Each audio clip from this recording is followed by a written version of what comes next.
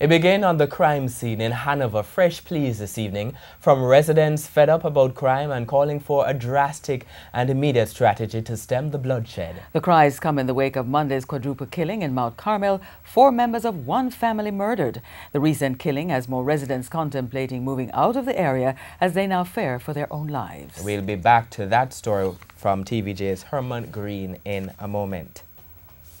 More senior officers are to be switched around and some sent to command ground operations as the police force tries to put a new twist on an old strategy. Police Commissioner George Coelho made that announcement at a press briefing called yesterday in the wake of an upsurge in crime. TVJ's Herman Green explains the argument. The police commissioner has been making the argument that many crime-fighting strategies are not new. So George Coelho is not promoting his ideas as a new crime plan per se. He contends that strategies the police have used before can work if the force does a more efficient job and doesn't let up. In other words, strengthens enforcement. In this vein, one of his ideas is to use some police officers better than he contends they are being used now. He wants the people with the right skills to be in the right place. I will shortly announce some reassignments of senior command officers to provide the kind of leadership, energy and creativity required now in some critical areas to drive strategies and achieve the desired results. That reassignment, the same strategy several commissioners before have used, is to produce a new result now with strategies, for instance, like the cordon and search. The commissioner's plan is to put more senior officers on the ground in crime hotspots.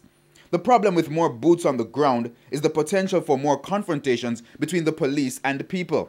And it's a real concern, considering the police have killed at least 20 more people so far this year than last year. Commissioner Coelho insists he's exploring measures to address those concerns. For instance, he's talking to the Independent Commission of Investigations, INDECOM, which raised concern last month about the spike in the number of people the police have killed. The commissioner wants to formalize the existing convention that guides police operations. Another problem that's high on the short-term agenda is the issue of corruption within the force. In fact, to treat with some of those corrupt issues, we are reestablishing an anti-corruption unit under our now existing IOC, Inspectorate of Constabulary. The reason for this is because we are not convinced that MOCA can focus on the internal issues of the JSF as we would have loved to see.